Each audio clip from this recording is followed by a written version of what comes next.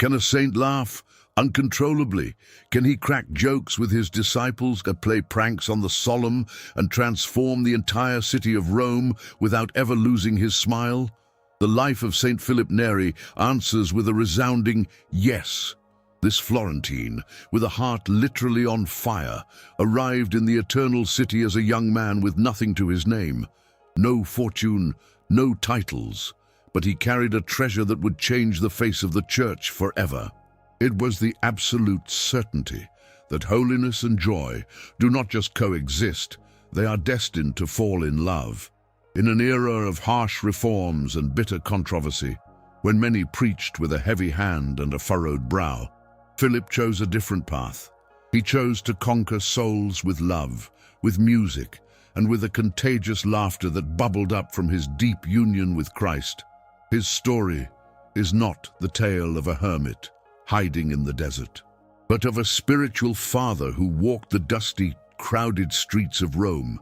He was there, consoling the sick, teaching the unlearned, and reminding everyone he met that the Lord is not looking for bitter faces, but for surrendered hearts. Chapter 1. The Early Years in Florence.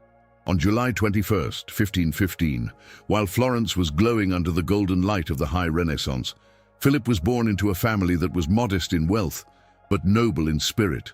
His father, Francesco Neri, was a notary, a man of the law, a man of upright habits who ruled his home with a justice that was always tempered by deep affection. His mother, Lucrezia da Mosciano, wrapped his earliest years in tenderness and devotion. She was the one who taught him the prayers that would whisper in his heart for the rest of his life. But the sunshine of those early days was cut short, far too soon. Lucrezia passed away when Philip was only 5 years old. It left a wound in the small boy, a void that would never fully close. But in time, that very wound would become the wellspring of his infinite compassion for those who suffer. Providence, however, had a plan.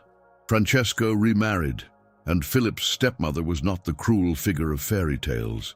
She was a woman of immense kindness who embraced little Philip as her own son. In that home, among the cobblestone streets and windows overlooking the River Arno, Philip grew up surrounded by siblings and the vibrant, chaotic energy of a city that was the cradle of artists and geniuses. Even as a child, he possessed a sociable, radiant spirit that captivated everyone. The neighbors didn't just call him Philip, they called him Good Pippo, not just because it was a cute nickname, but because of a natural goodness that flowed out of him like fresh spring water. He was never seen mistreating another child. He never held a grudge. And when he played in the Florentine squares, his laughter was always the clearest, the most genuine of them all. The Dominicans at the convent of San Marco played a critical role in his formation. There, surrounded by the frescoes of Fra Angelico, paintings that looked like windows opened directly into heaven, Philip began to realize something profound. He saw that there is a beauty higher than any painting or sculpture, and that is the beauty of a soul, desperately in love with God. The friars noticed something special in the boy, a purity that wasn't about being ignorant of the world, but about a conscious choice for the good. They taught him the sacred scriptures, the writings of the church fathers, and above all, they gave him a love for the truth, a truth that isn't for showing off, but for serving. Philip learned that wisdom without charity is just a clanging cymbal, noise without music, letters without spirit. But as he reached his teenage years, a crossroads appeared. His father, worried about Philip's material future, sent him to San Germano, near Monte Cassino. His uncle Romolo, a wealthy man with no children of his own, had a thriving business there. The plan was simple. Philip would inherit the fortune and live a comfortable, respectable life. For months, he worked in that trade. He learned the ledgers, the deals, the numbers. He was diligent, he was capable. Uncle Romolo was thrilled with his nephew and confirmed that Philip would be his sole heir. Everything was set for a life of safety and prestige. However, in the silence of Philip's heart, another voice was whispering, a call that didn't come from account books, but from above. Near the business stood the massive ancient abbey of Monte Cassino. Philip began to visit it more and more. There, before the Blessed Sacrament, he understood with crystal clarity that God did not want him to be a merchant of goods, but a fisher of souls. The promised fortune lost all its shine. One night, after praying for a long time, he made the decision that would define history. He would renounce the inheritance. He would leave the comfort behind. He would set out for Rome, the city of the apostles Peter and Paul, with no luggage other than his faith and an unlimited trust in divine providence. Chapter 2. The Call of Rome. In 1533, at just 18 years old, Philip walked through the gates of Rome. He carried only what truly mattered, a heart ready to be molded by the hands of God. But the city that greeted him was not the glittering capital of Christianity he might have imagined. Only 11 years earlier, imperial troops had brutally sacked Rome. The scars were still bleeding, buildings lay in ruins, and souls were traumatized. The streets were filled with beggars, the desperate and the forgotten. Corruption had even seeped into the highest levels of the church. Many clerics seemed more interested in earthly power than the salvation of souls. But Philip, instead of being scandalized, instead of running away, felt a burning conviction. It was precisely here, in the middle of this chaos, that God needed him most. Providence found him a home with Galeotto Caccia, a customs officer from Florence, in exchange for teaching Latin and good manners to Galeotto's 2 sons. Philip was given a tiny, humble attic room and just enough food to survive. He asked for nothing more. That narrow cell became his first oratory. It was the place where he spent his nights in prayer, while the rest of Rome slept. He lived with an austerity that bordered on absolute poverty. A straw mattress for a bed, no decorations on the walls except for a rough wooden crucifix, and clothes mended so many times they barely held together. He ate the bare minimum, often giving the best part of his meal to the poor. The Caccia family soon realized they hadn't just hired a tutor. They had welcomed a soul already ablaze with divine love. During the day, he was a diligent teacher, but every spare second was dedicated to the study of philosophy and theology. He enrolled at the Sapienza and later at the Augustinian College, drinking deeply from the wisdom of St. Thomas Aquinas and St. Augustine. His intelligence was stunning. His memory was legendary. His professors predicted a brilliant academic career. He could have had the doctorates, the prestigious chairs, the intellectual fame, but Philip had an intuition, a stirring in his spirit. He felt that God was not calling him to abstract speculation, but to concrete charity, not to the debates of the classroom, but to a direct encounter with Christ in the poor. After 3 years of intense study, one night he made a radical move. He sold all of his textbooks, keeping only the Holy Scriptures and a few writings of the saints. He was done with the world's wisdom. He was ready for the foolishness of the cross. That single gesture, it symbolized a radical detachment. He had finally understood that true wisdom is not learned with the mind alone, but with a heart that knows how to love. Thus began the most hidden and perhaps the most intense phase of his life. By night, he walked the streets of the Eternal City in prayer, embarking on long pilgrimages to the 7 main basilicas that lasted until the first light of dawn. The catacombs of St. Sebastian became his favorite sanctuary. There, deep underground, surrounded by the silent remains of the first Christian martyrs, Philip spent hours in dialogue with God, enveloped in that thick darkness, scented with damp earth and holiness. Those subterranean galleries, mute witnesses to the heroism of those who chose death over denying Christ, taught him a hard truth. The true faith demands everything, that there is no authentic love without sacrifice, and that following the Master means taking up one's own cross every single day. In the deep silence of those catacombs, Philip forged his spirit with the same steel as the ancient confessors of the faith. But his apostolic fire did not stay buried in solitary prayer. During the day, he sought out the idle young men, those drifting aimlessly through the squares and markets, especially in Piazza Navona and around the shadow of the Pantheon. With infinite patience, he would strike up a conversation, starting with trivial things. But then, with a touch of supernatural cunning, he would steer the talk toward the matters of the soul. "Well now, my brother, when shall we begin to do some real good?" he would ask, with that smile of his that was simply impossible to resist. Many of those young men, who lived for the thrill of the gamble and the dissipation of the streets, suddenly found themselves reflecting on the meaning of their lives, on death and on eternity. Philip didn't condemn them. He didn't give harsh sermons. He simply loved them, and that love disarmed even the most hardened defenses. Little by little, a group of disciples began to gather around him, drawn not by grand miracles or intellectual pride, but by something far rarer, the absolute authenticity of a man who lived exactly what he preached. Chapter 3. Between books and the poor. As the years passed, Philip became a familiar face in the Roman streets. He possessed that rarest of gifts, the ability to be in the world without being of the world. He could mix with every class of person without being stained by their vices, and look human misery in the eye without ever falling into cynicism.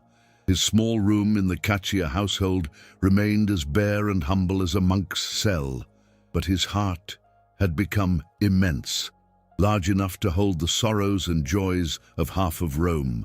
The merchants in the market greeted him with genuine affection. Children ran to meet him, and widows whispered their deepest griefs into his ear. There was something about Philip that sparked immediate trust. Perhaps it was his clear, steady gaze, or perhaps it was that joy, a joy that wasn't shallow, but the ripe fruit of deep inner peace. However, Philip's charity needed a more solid foundation. Around 1548, when he was 33 years old, he joined the confraternity of the Most Holy Trinity of Pilgrims and Convalescents. This group was dedicated to sheltering pilgrims who arrived in Rome sick, hungry, and completely broken. Philip threw himself into this work with the passion of a man who has finally found his true calling. Giving alms was not enough for him. He wanted to serve personally. He wanted to touch with his own hands the wounds of Christ present in the poor. He washed the ulcerated feet of the travelers. He cleaned their festering wounds. He fed them by hand when they were too weak to hold a spoon, and he kept watch by their bedsides when the fever threatened to consume them. The accounts from those years reveal scenes that seem to jump straight out of the gospel. Once, a German pilgrim arrived, covered in sores so repugnant that no one dared to even go near him. The stench was unbearable. Flies swarmed around the open wounds, and even the most experienced nurses pulled back in disgust, holding their breath. Philip approached without a moment's hesitation. He knelt before that man, who looked more like a walking corpse than a living human being. With infinite delicacy, he washed every wound, applied healing ointments, and changed the bandages. And while he performed this task that would have sickened anyone else, his face was radiant with joy. "Don't you see?" he would say to those who watched in shock. "It is Christ who lies here." For Philip, this wasn't a metaphor. It was a palpable reality. In that body ravaged by disease, he truly recognized the crucified Lord. But his charity wasn't only about the body. He understood that man does not live by bread alone, that alongside the hunger of the stomach, There is a hunger of the soul, and often that second hunger is the most terrible of all. While he bandaged wounds and handed out food, he spoke to the pilgrims about God, about the meaning of suffering, and about the hope that never disappoints. Many of those men arrived in Rome not just physically ill, but spiritually torn apart, carrying old guilts, deep bitterness, and doubts that were eating away at their faith. Philip had a supernatural gift for discerning hearts. With one well-timed word, a gesture of understanding, or a smile at just the right moment, he restored peace to souls that had been trapped in darkness for years. It wasn't unusual for a pilgrim who entered the hospital like a wounded animal to leave days later, not just healed in body, but transformed in spirit, reconciled with God and with himself. The fame of his holiness began to spread, though Philip did everything in his power to hide it. He rejected praise with jokes, sometimes even using calculated eccentricities so that people would take him for a fool. If someone praised him in public, he would respond with a piece of buffoonery that left everyone confused. This humility, as deep as it was clever, would be a constant theme throughout his entire life. He preferred to look like a simpleton rather than be honored as a saint. But those with eyes to see looked beyond the performance. The priests of Rome began to wonder, who was this extraordinary layman who seemed to live more in heaven than on earth? Several wise confessors began to advise Philip to seriously consider the priesthood. He, who had never sought ecclesiastical honors, who was perfectly content being a simple man at the service of the least of these, began to sense that God was calling him to take one more step in his total surrender.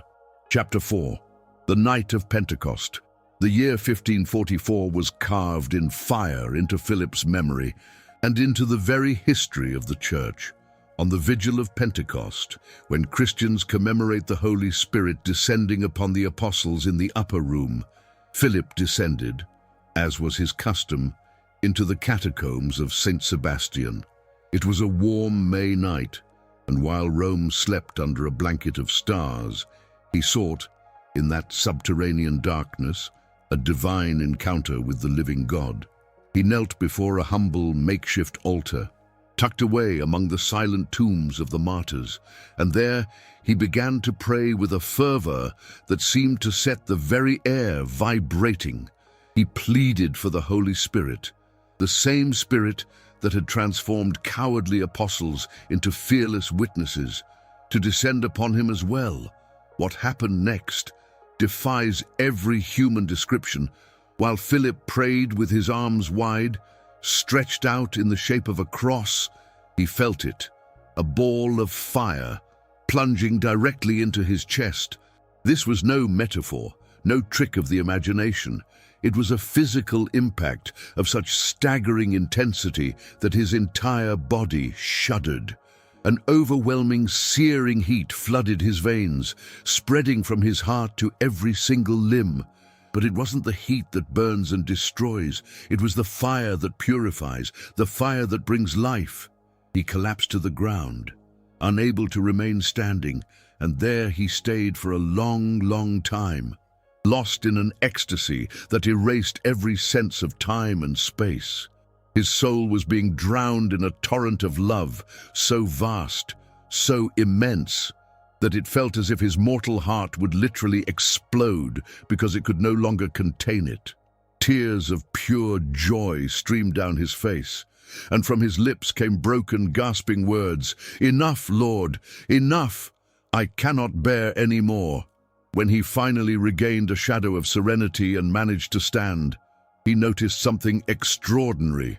His chest was beating with a force and a rhythm that were completely abnormal, as if his heart had physically grown inside of him. He touched his left side and felt a clear protrusion, a bulge that had never been there before. That physical phenomenon would stay with him for the rest of his life.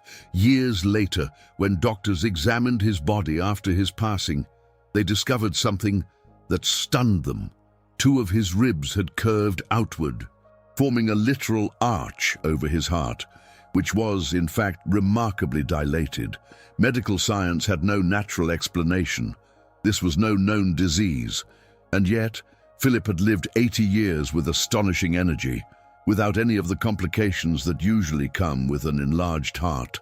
But beyond the physical miracle, what truly mattered was the spiritual transformation. From that night of Pentecost onward, Philip would experience frequent raptures of divine love, so intense that his body could barely endure them. His heart would throb with such violence that his entire chest would visibly shake, and he would have to loosen his clothes or lie down just to keep from fainting. These episodes happened most often during the Holy Mass, specifically when he raised the sacred host or received communion. Sometimes he had to pause the celebration, asking the acolytes to support him, waiting for that hurricane of love to pass, that storm that threatened to tear his soul right out of his body. Witnesses were left speechless. They saw Philip's face transfigured, glowing with a light that was not of this world, while tears of happiness washed over his cheeks. This mystical encounter, this baptism of fire, marked a definitive before and after. Philip understood that he had been sealed by the Holy Spirit, equipped with supernatural gifts for the mission God was entrusting to him. From that moment on, his words possessed a power that was not his own. He only had to speak of God's love, and the most hardened hearts would crack open. The most stubborn sinners, upon hearing him, felt the chains of their vices shatter. The lukewarm were set ablaze, the good became better. And he did all of this without complicated sermons or deep philosophical arguments. Philip simply spoke of what he had experienced, and that burning authenticity was irresistible. The fire that entered his heart that night was never meant for him alone. It was destined to set all of Rome on fire, and eventually the entire world. Chapter 5. The Priest of the People. For many years, Philip resisted the pressure of those who urged him to be ordained. It wasn't a lack of vocation, but a profound humility. He truly saw himself as unworthy of such a sublime ministry. How could he, a man who viewed himself as the greatest of sinners, possess the power to turn bread into the body of Christ? How could he forgive sins in the name of God? However, his confessor, Father Persiano Rosa, helped him see that this very humility was the hallmark of a true calling, and that resisting the call out of false modesty was actually a subtle form of pride. Finally, in 1551, at the age of 36, Philip allowed himself to be ordained a priest.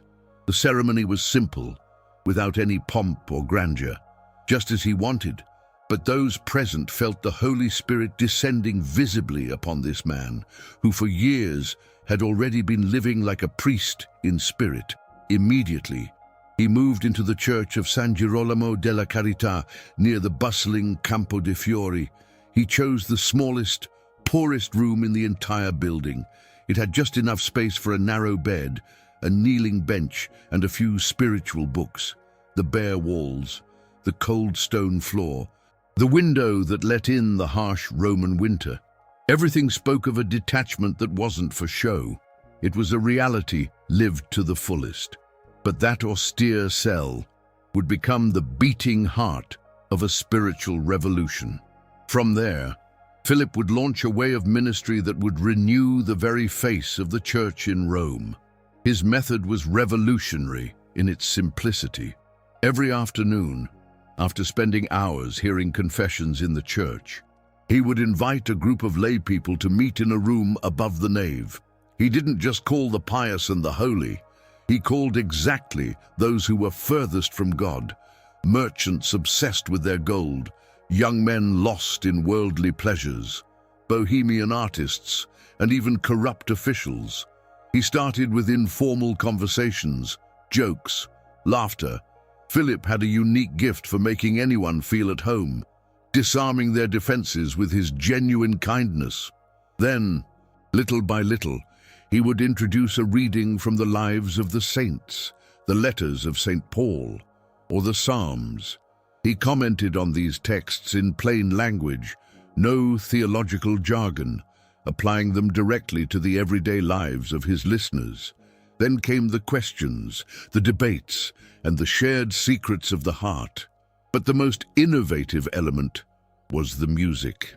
Philip intuitively understood what modern psychology would confirm centuries later, that music has the power to open the soul, to prepare the heart to receive the truth.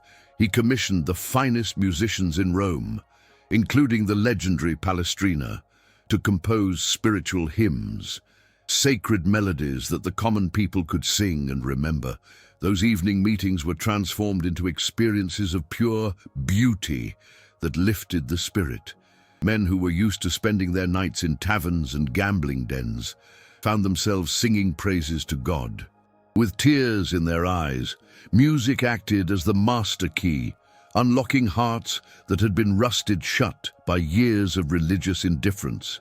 And in the end, when every soul was wide open and every heart had grown tender, Philip would finally speak of Christ.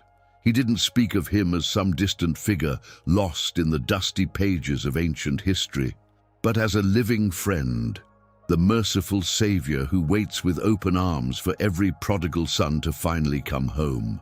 The fruits of this labor did not take long to ripen.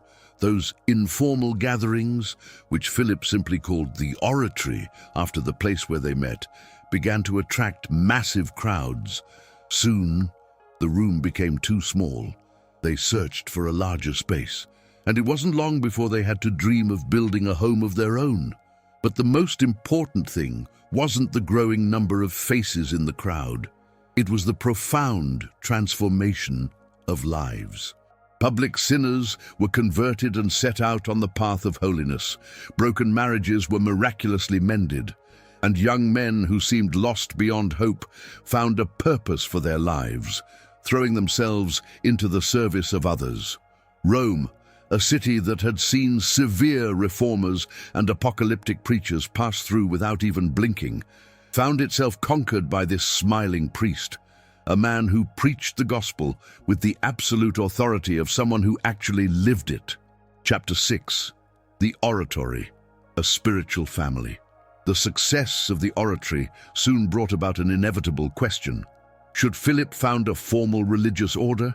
Many urged him to do so, seeing in this flourishing work the seeds of a new family within the church. But Philip, who knew all too well the dangers of premature institutionalization and the suffocating weight of rigid rules, proceeded with a deep evangelical caution. He did not want to build a structure that would stifle the spirit, but simply to give a stable form to what God himself had already set in motion. And so, organically, and without any rush, the congregation of the Oratory was born. It was a community of secular priests who would live together without taking solemn vows, bound not by legal chains, but by the unbreakable bonds of brotherly love. The true brilliance of this foundation lay in its flexibility. These Oratorians were not monks locked away in cloisters, nor were they wandering friars traveling the roads. They were diocesan priests who remained at the service of the local bishop. Yet they lived in community to sustain their spiritual lives and their apostolic mission. They took no vow of poverty, and yet they lived simply.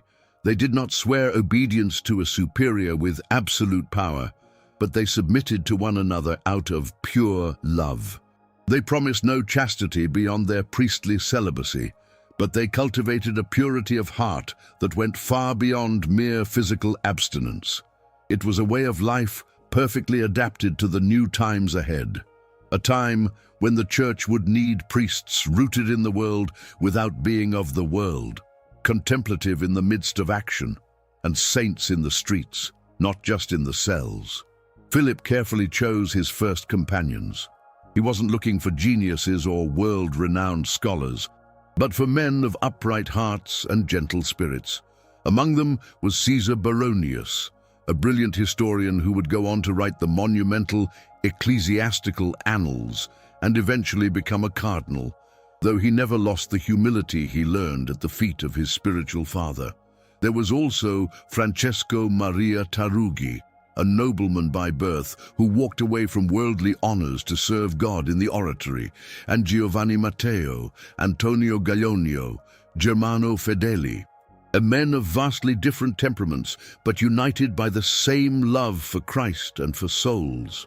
Philip didn't train them with grand lectures, but through daily example, through brotherly correction, and with that holy humor that made even the toughest penance easy to swallow. Life in the Oratory followed a very specific rhythm. The mornings were dedicated to personal prayer, the celebration of the Mass, and the study of the sacred scriptures and the church fathers. Philip insisted on the importance of constant formation. An ignorant priest, he used to say, cannot feed the sheep. He can only poison them with his ignorance disguised as doctrine. In the afternoons, the confessions began, stretching on for hours, because Philip never turned anyone away. He treated the very last penitent with the same infinite patience as the first. And as night fell, the Oratory truly came alive, with music, spiritual readings, and deep conversations about the things of God. All of this happened without rigid monastic schedules, without a ringing bell to dictate every single move. Freedom was the defining characteristic, but it was a freedom ordered toward love, not toward comfort. Pope Gregory III, a great admirer of Philip and his work, formally approved the congregation in 1575.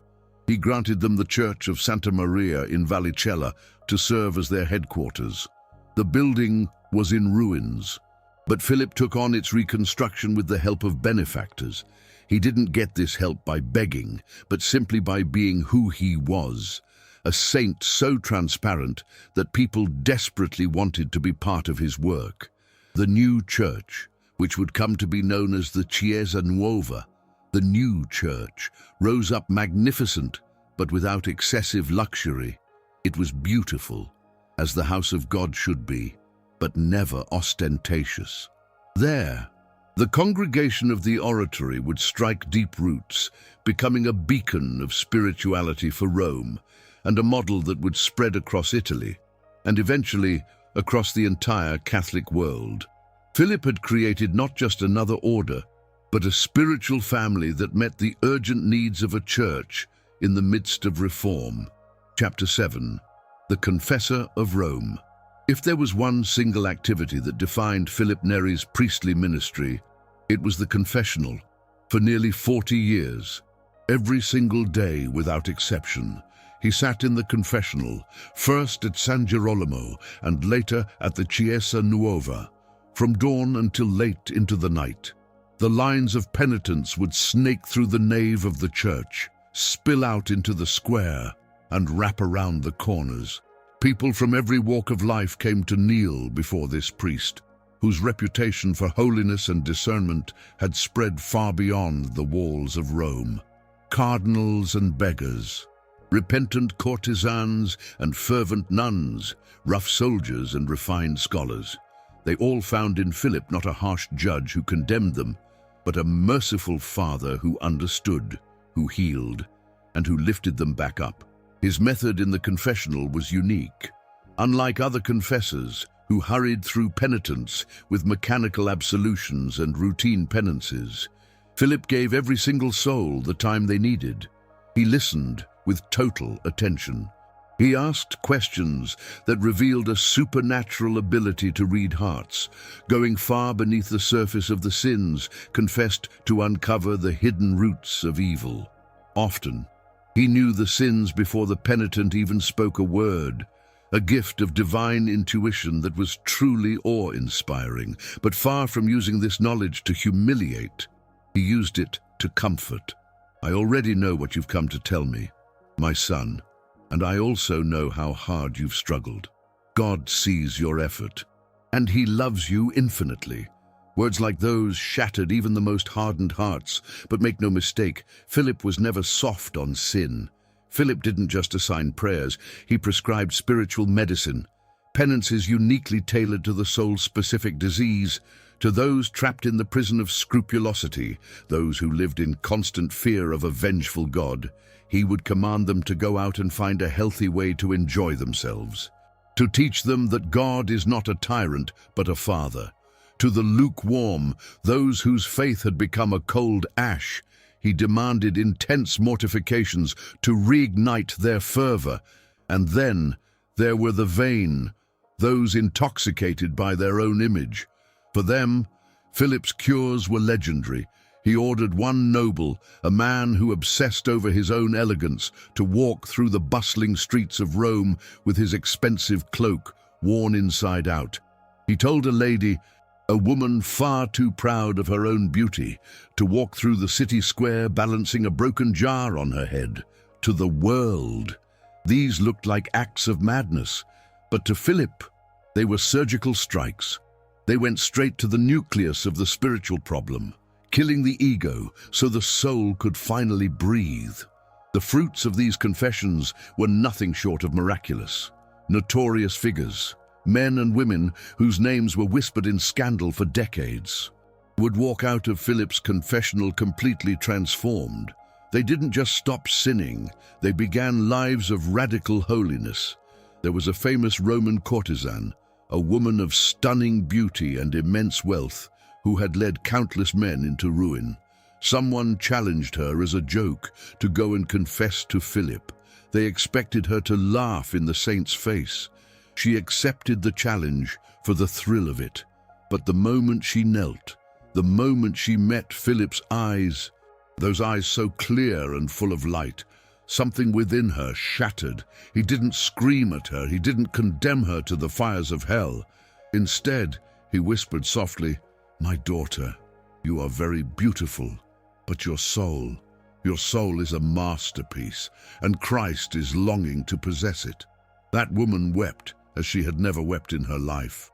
She confessed decades of darkness through her sobs, and when she stepped out of that box, she was a new creation. She sold her jewels.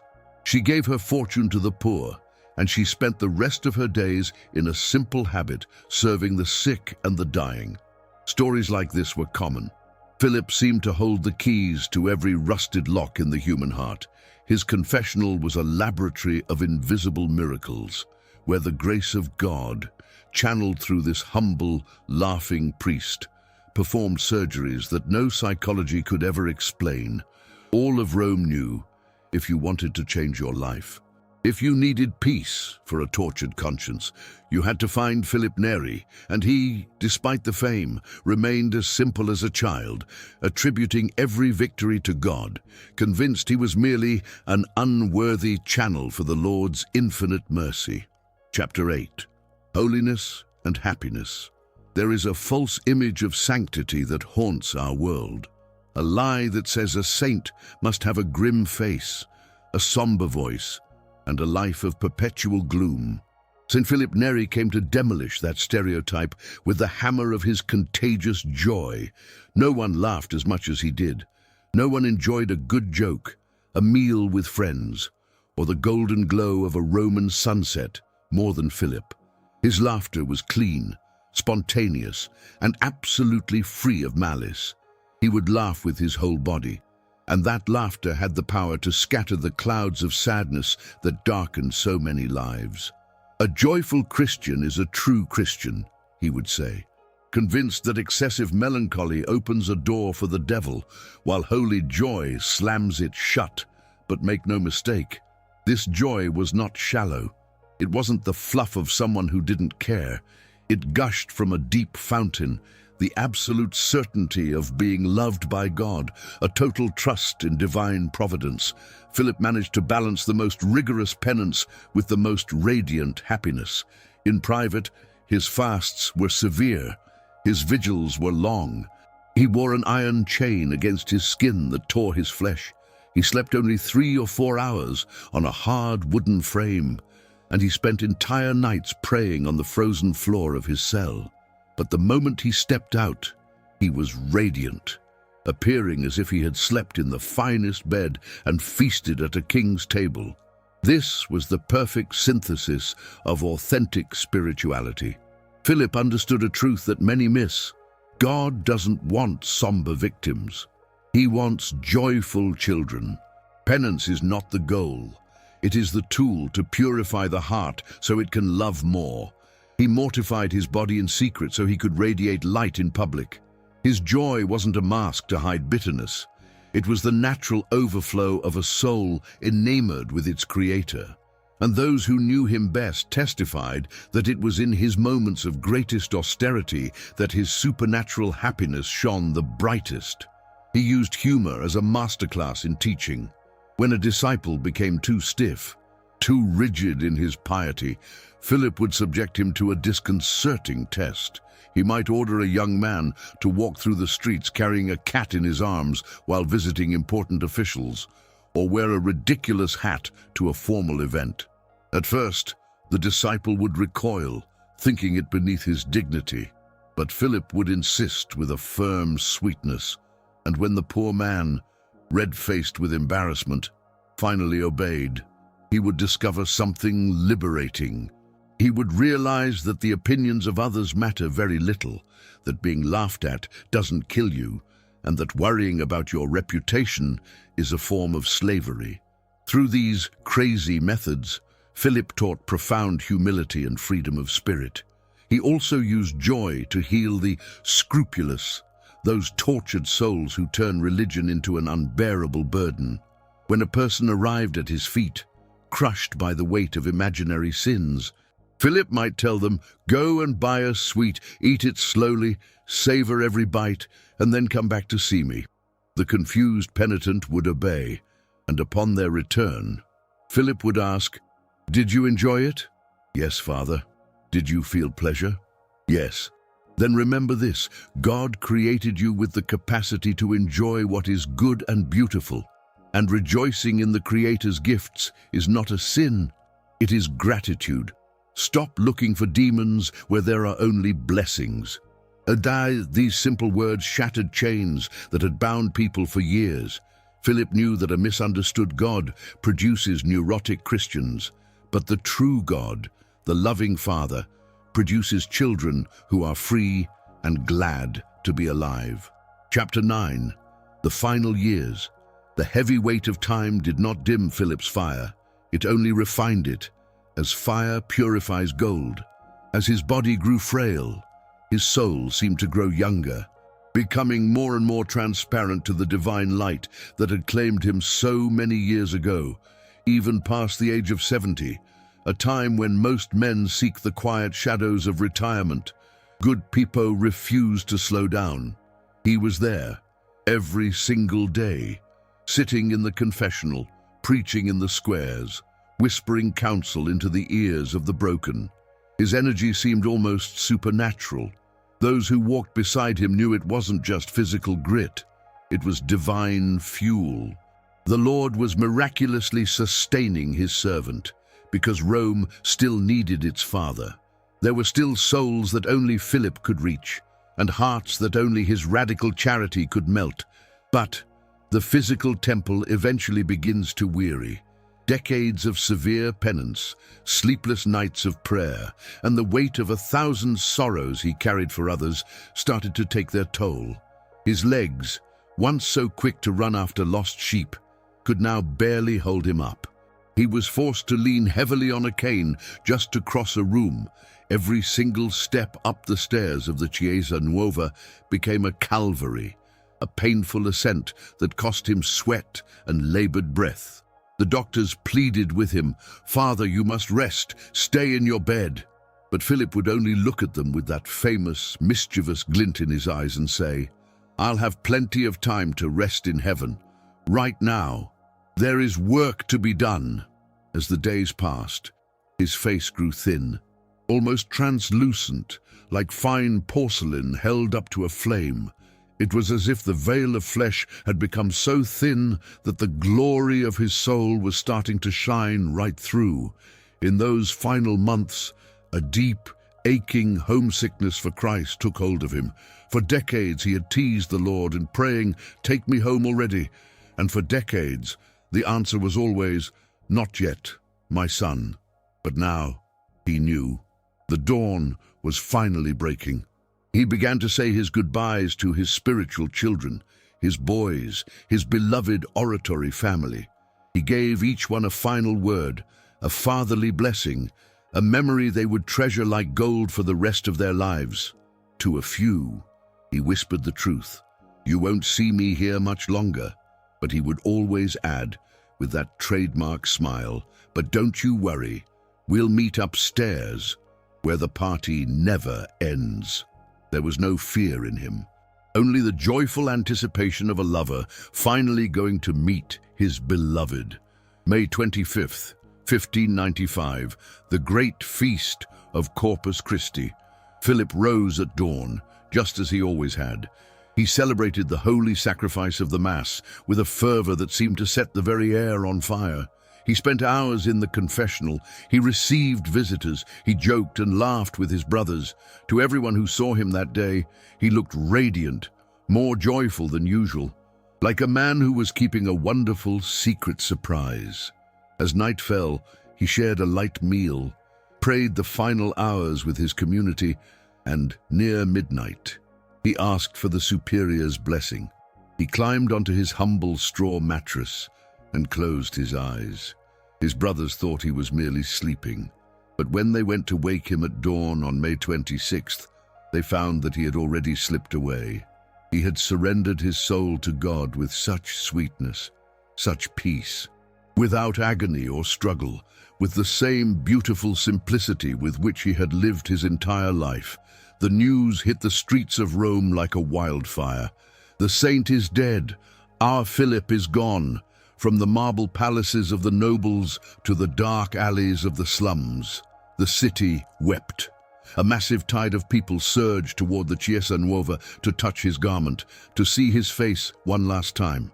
Cardinals stood in line behind beggars, and duchesses knelt beside the very outcasts Philip had spent his life saving. They all wanted to honor the man who had been a father to everyone. And the miracles didn't stop. For days, the room was filled with a heavenly perfume, and his body remained soft and flexible, as if he were only dreaming of the paradise he now possessed. When Pope Clement VIII heard the news, he wept like a child and cried out, "The saint is dead, our Philip is gone."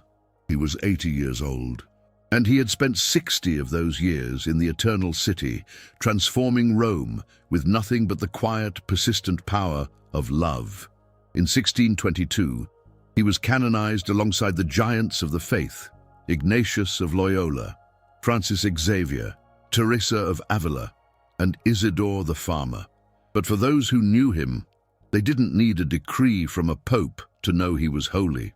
They had known it since the first time they heard his laugh, felt his embrace, and experienced his unmeasurable charity.